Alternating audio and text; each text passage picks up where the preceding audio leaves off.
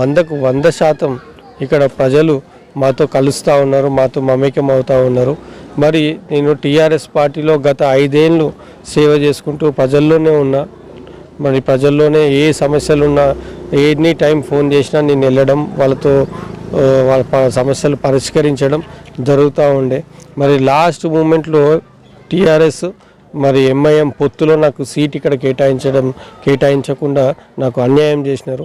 ఆ అన్యాయాన్ని తిరిగి కొట్టడానికి ఖచ్చితంగా నేను ఈసారి బీజేపీ పార్టీ నుంచి నాకు ఆహ్వానం కలగంగానే మరి దాన్ని ప్రజల్లో అడిగి మా కార్యకర్తలతో అడిగి తెలుసుకొని మరి వాళ్ళు సంతోషించినారు. బీజేపీ పార్టీలో మీరు చేరుతారంటే వాళ్ళ సంతోషంతో మరి నిజంగా మిమ్మల్ని మేము గెలిపించుకుంటామని చెప్పి ప్రజల నుంచే వచ్చిన స్పందన మేరకు నేను బీజేపీ పార్టీలో చేరడం. మరి చేరిన తర్వాత షేక్పేట్లో ప్రతి వాడ, ప్రతి కాలనీ కానీ, ప్రతి బస్తీ కానీ, అన్ని కుల సంఘాలు కానీ, మళ్ళీ ఫిలిం నగర్ బస్తీలు కానీ, మరి ఇక్కడ ఉన్న ప్రతి ఒక్కరు మరి అందరూ ఒక్క దాటి మీదకి వచ్చి అందరూ తీర్మానం చేసుకున్నారు. ఈసారి ఖచ్చితంగా బీజేపీ పార్టీకి ఓటేద్దాం, బీజేపీ పార్టీని గెలిపిద్దామని చెప్పేసి అందరూ తీర్మానం చేసుకోవడం జరిగింది. మరి ఇక్కడ ఉన్న అభివృద్ధి గురించి మీరు మాట్లాడుతూ ఉన్నారు.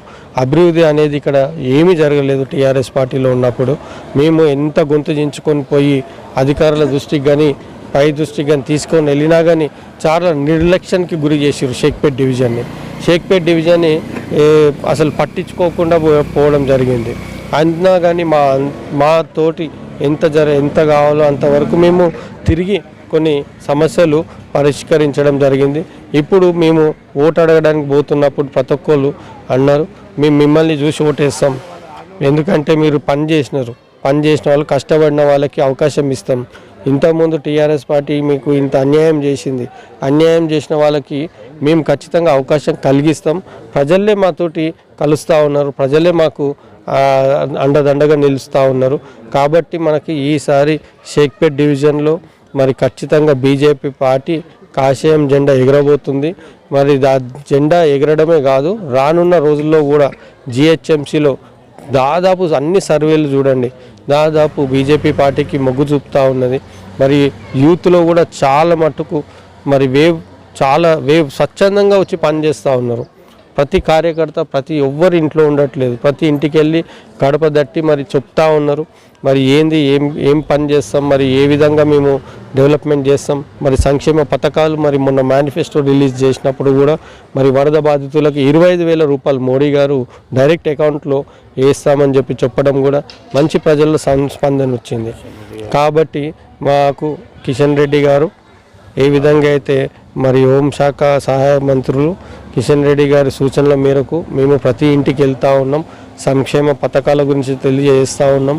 మరి రేపు రాబోయే రోజుల్లో మేము ఏ విధంగా పనిచేస్తాం అనేది కూడా ప్రజల్లో ప్రతి ఒక్కరికి చెప్పి ఓటు అడుగుతున్నాం.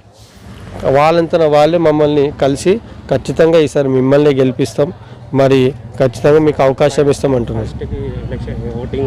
అవునండి. ఈఎంఐస్ కాదు కాబట్టి బ్యాలెట్ పేపర్స్లో ఉన్నాయి కదా, దాని ప్రకారం పబ్లిక్కి ఇప్పుడు మనకి బ్యాలెట్ పేపర్ కేటాయించడం జరిగింది. బ్యాలెట్ పేపర్ మనకి కొద్దిగా టైం పడుతూ ఉంటుంది కాబట్టి ఫస్ట్ డే రోజు అర్లీగానే 7 గంటలకి మనం ఇంటికి వస్తే పెద్ద మనుషులు కానీ, ఏజ్డ్ వ్యక్తులు కానీ మరి అక్కడ లైన్లో నిల్చోవడం ఇబ్బందికరంగా ఉంటుంది. కాబట్టి ఫస్ట్ వాళ్ళకి అవకాశం ఇవ్వండి, అవకాశం ఇచ్చి వాళ్ళతో ఓటే వేసేలాగా అవకాశం కలిగిస్తే ఖచ్చితంగా మనకి ఏంటంటే కూల్గా మనకి ఎలక్షన్స్ కంప్లీట్ చేసుకోవచ్చు. కాకపోతే పొద్దున 12 గంటల లోపల ఎక్కువ శాతం ఓటింగ్ జరిగిపోవాలని చెప్పేసి మేము కోరుతూ ఉన్నాం.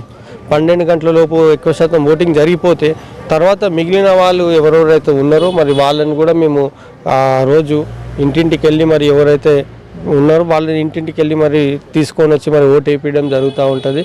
మరి ఓటు వేసే వాళ్ళు సోషల్ డిస్టెన్స్ పాటించాలి, శానిటైజర్ కానీ మాస్క్ కానీ వాడండి.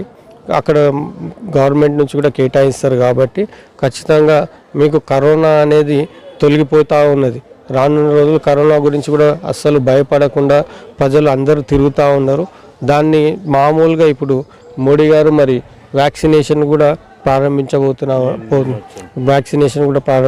కాబట్టి మేము కూడా షేక్పేట్ డివిజన్లో మేము అంగన్వాడీ స్కూల్లో వ్యాక్సినేషన్ కార్యక్రమం కూడా ఈ 2-3 రోజుల్లో పెట్టబోతూ ఉన్నాం. కాబట్టి ఇప్పుడు కరోనా గురించి భయపడాల్సిన అవసరం లేదు. అందరూ రండి, ఓటింగ్ శాతం పెంచుకోండి. లాస్ట్ టైం 44% జరిగింది, ఈసారి 70-80% పెంచుకోవాలి. మనం పెంచుకుంటేనే మనం ఈసారి షేక్పేట్ డివిజన్లో ఖచ్చితంగా బీజేపీ జెండా ఎగరడం జరుగుతుంది. లేకపోతే మళ్ళీ ఎంఐఎం పార్టీ వస్తుంది. మళ్ళీ ఆ ఎంఐఎం పార్టీ దగ్గరికి ఎవరు పోరు, పని చేయరు, ఎవరు కూడా అది అస్సలు కూడా ఆ పార్టీ ఆ వ్యక్తి కూడా ఎవరు కూడా తెలియదు. మళ్ళీ అదే నిర్లక్ష్యానికి 5 ఏళ్ళు వెనుకకి పడిపోతాం మనం. ఆ వ్యక్తి కూడా ఇక్కడ తిరగడు, చేయడు పని.